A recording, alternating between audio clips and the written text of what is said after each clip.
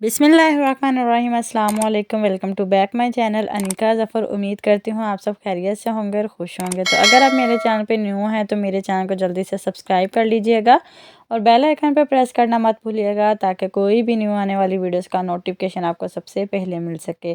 तो आज की वीडियो में मैं आपके साथ जो है वो शेयर करने वाली हूँ कि आपके सर के बाल जो है वो तकरीबन कितने साल तक बढ़ते रहते हैं और इसके अलावा जो है बालों के बढ़ने, आराम करने, गिरने और तब्दील करने का क्या चक्कर है।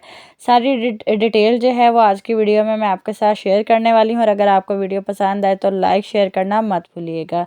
तो आपके सर का हर बाल तकरीबन 2 से 6 साल तक बढ़ता है, फिर ये चंद माह आराम करता है और आखिरकार गिर जाता है।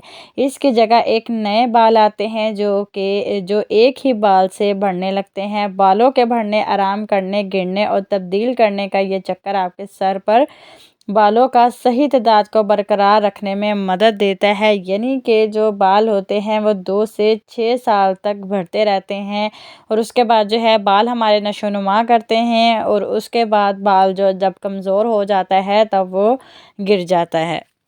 जी, ये थी आज की वीडियो जो कि छोटी सी इन्फॉर्मेशन मैंने आपके साथ शेयर करनी थी। उम्मीद करती हूँ आपको आज की वीडियो ज़रूर पसंद आई होगी।